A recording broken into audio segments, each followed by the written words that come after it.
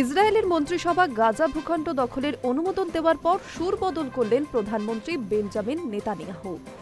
গাজা দখল নয়, গাজা নিয়ে তার নতুন পরিকল্পনার কথাও জানান তিনি। তবে প্রশ্ন, হঠাৎ কেন গাজা নিয়ে সুর পাল্টালেন ইসরায়েলের প্রধানমন্ত্রী? মার্কিন প্রেসিডেন্ট ডোনাল্ড ট্রাম্পের চাপ নাকি নেপথ্যে অন্য কোনো কারণ, তা নিয়ে জল্পনা শুরু হয়েছে।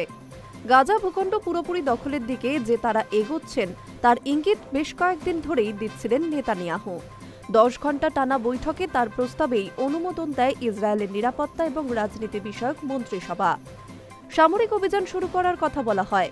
তার জন্য সেখানে বসবাসকারী কয়েক লক্ষ প্যালেস্টাইনিকে উত্তর গাজা ভূখণ্ডের বিভিন্ন শরণার্থী শিবিরে সরে যাওয়ার নির্দেশ দেয় ইসরায়েলের প্রতিরক্ষা বাহিনী IDF। তবে শনিবার এক্সের পোস্টে গাজা দখলের দাবি থেকে সরে দাঁড়ানোর কথা জানালেন নেতানিয়াহু।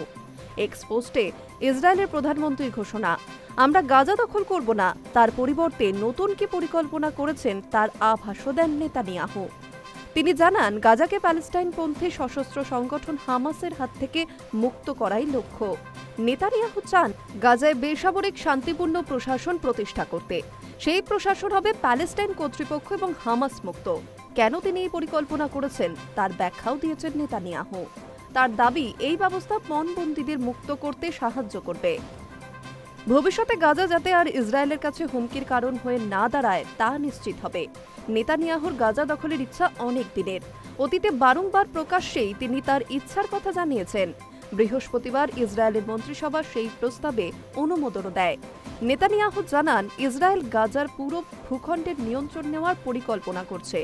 গাজা দখল করে তা হামাস বিরোধী আরব বাহিনীর হাতে তুলে দেওয়ার পরিকল্পনাও রয়েছে বলে জানিয়েছিলেন নেতানিয়াহু। প্যালেস্টাইনিদের বাসভূমি গাজা ভূখণ্ডের 85% জমি 22 মাসের সামরিক অভিযানের নিয়ন্ত্রণে নিয়েছে ইহুদি রাষ্ট্র ইসরায়েল। গত মাসে এমনই জানিয়েছিল রাষ্ট্রপুঞ্জ। বাকি অংশ দখলের পথেই এগোচ্ছে ইসরায়েল। মার্চ মাস থেকে গাজা অবরোধ করে রেখেছে ইসরায়েলি সেনা। ঢুকতে দেওয়া হচ্ছে না ত্রাণ বা বাণিজ্যিক পণ্য সরবরাহকারী ট্রাক। তার জেরে তীব্র খাদ্য সংকটের মুখোমুখি গাজাবাসী। হাজার হাজার শিশু অপুষ্টির কারণে হাসপাতালে ভর্তি, অনাহারে মৃতের সংখ্যাও নেহাত কম নয়। আলোচনার মুখে পড়ে গাজায় ত্রাণ প্রবেশের অনুমতি দেওয়া হয়, কিন্তু অভিযোগ, গাজায় যে পরিমাণ ত্রাণ ঢুকছে তা একেবারেই যথেষ্ট নয়। Hi news network.